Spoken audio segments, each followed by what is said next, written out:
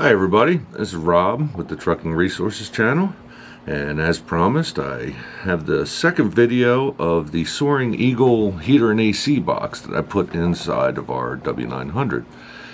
I said in the last video, so sum it up, I bought it from 4 states. It was my reason for going with it, and it's the aluminum box instead of the stainless steel box. I was just being cheap. I didn't think I needed to spend the extra money on the stainless steel.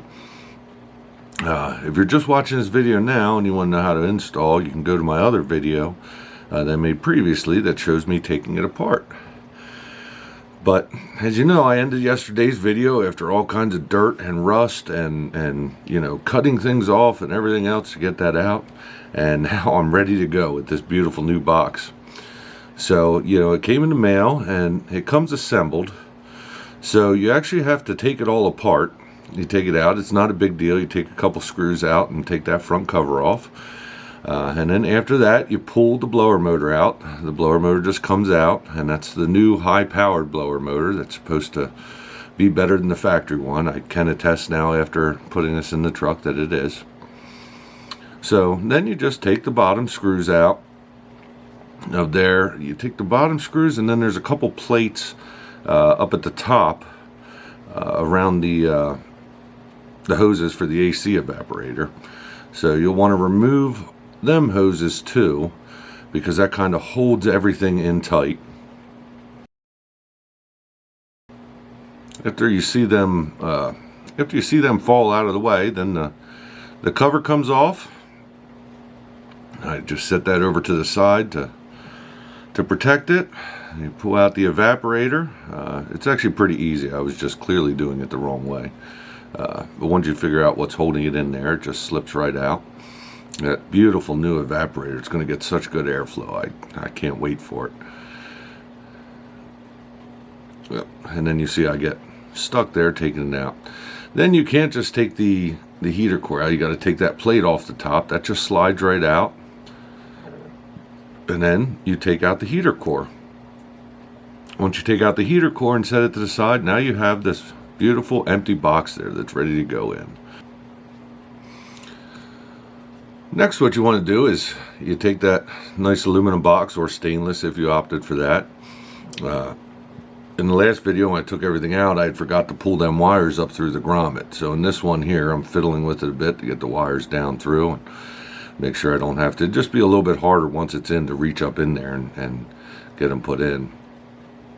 So once I'm done with that, I put it up into place, hold it in there, and then I get the bolts to put in the top. The top 2 holes are pretty easy to get to, front and back. The bottom holes are, you know, you have to get them from the inside of the truck. A little bit hard to get that nut on there, but I also have really big hands too, so but I did eventually get them in there. Now that I got them started, I will get my handy gun here and reach in. I got a wrench on the back side there, a little bit hard to get to. You can also use a ratchet, but not too hard. Like I said, again, big hands, and I was able to do it. So I tighten down both of them bolts, and now it's pretty well secure. Now at this point, what I did was moved on to the other 3 bolts. For some reason I didn't get video of it. I don't know if I forgot to press record or what. There really wasn't much to see. I showed you yesterday them coming out. Pretty simple. There's one at the bottom, one on each side.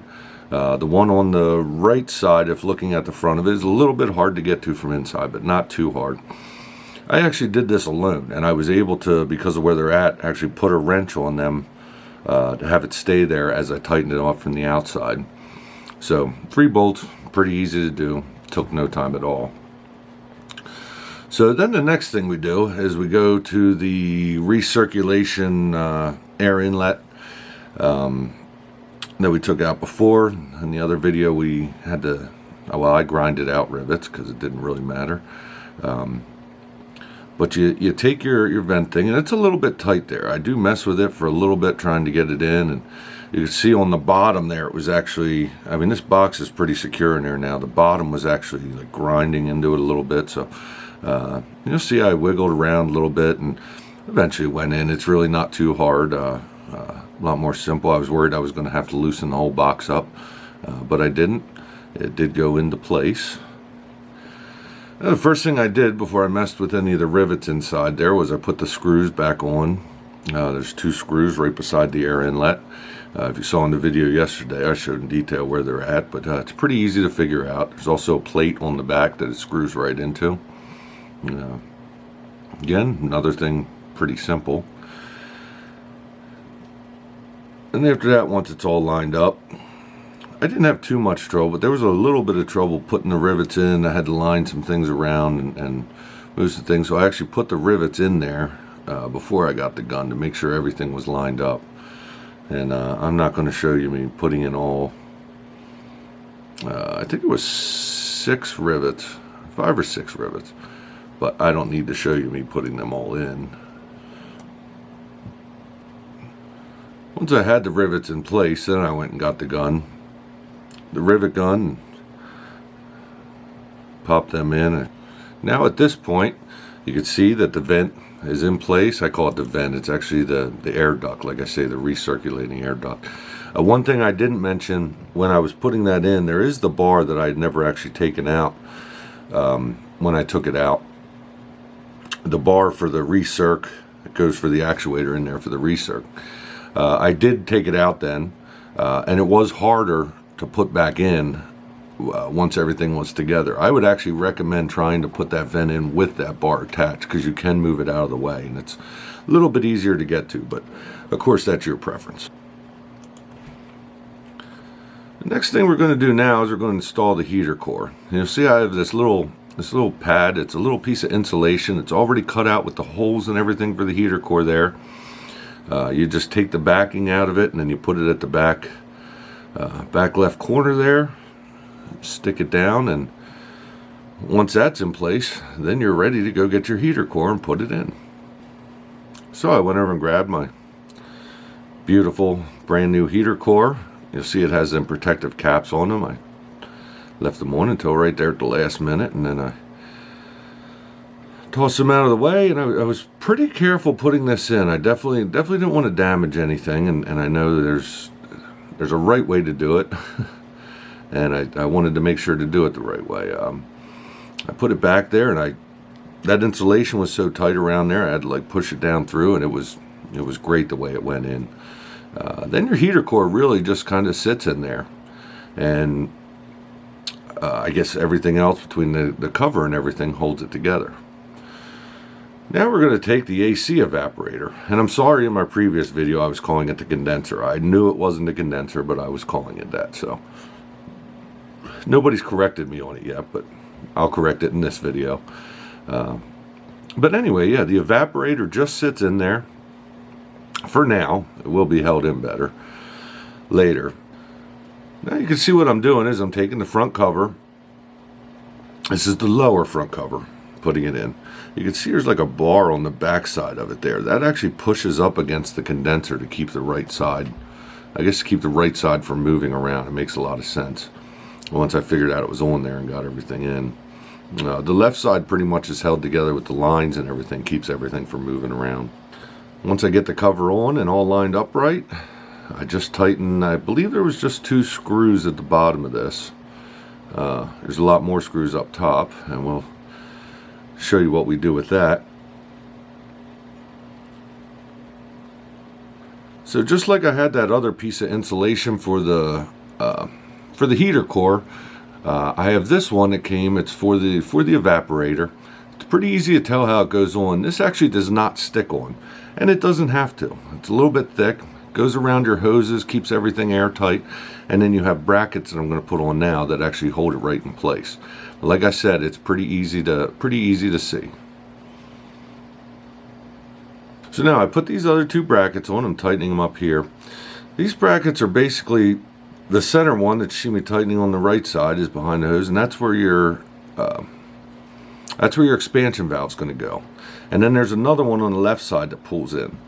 Now I did notice later, and I didn't show it, but I had to, they're kind of on slots a little bit. So once I put the expansion valve on, I did have to move it over a little bit, and it screws tight, and it's beautiful. Yeah, perfect shape. So next what we're going to do is we're going to put on the freeze switch. Yesterday I was calling it a freeze sensor. I knew something was wrong, but it is called the freeze switch. Now I want to get to the directions for this. It didn't come with directions. I don't know if it was supposed to, but it didn't, which is fine because on their website they have very detailed instructions, exactly how to put it all together. They have many pictures in there, and it's great because like on this is actually the piece that the blower motor is going to slide into that goes on top of the evaporator and the heater core. And it shows you exactly where your actuator and your freeze switch go. So I took it out, and of course they provided all screws and everything with it. Then where it goes on there, and you see I just tighten it down. Doesn't take too much. Everything is included with it. Next thing we're going to put on is the actuator from the that actuates the door for the fresh air or the recirculation. That goes up on top there. It's pretty easy. It puts some spacers that it sits on, but remember this does not come with the new part. I had to take it off the old one, and it worked good, so I didn't bother replacing it. I thought maybe I would, but it's pretty easy to get to if it ever goes out. And really just put that on, and it does come with new screws and everything. Put the 3 screws down, and I did check to make sure it can't go, it doesn't seem like it can go on wrong. You know, when you're looking at it, you're wondering how it should be turned.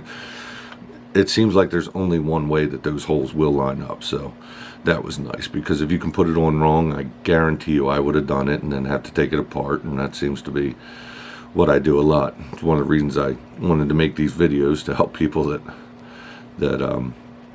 you know, like me, are constantly putting things on backwards. Now again, I apologize. I somehow missed this when I slid that plate in, the plate that holds the blower motor that I just put that freeze switch and everything on.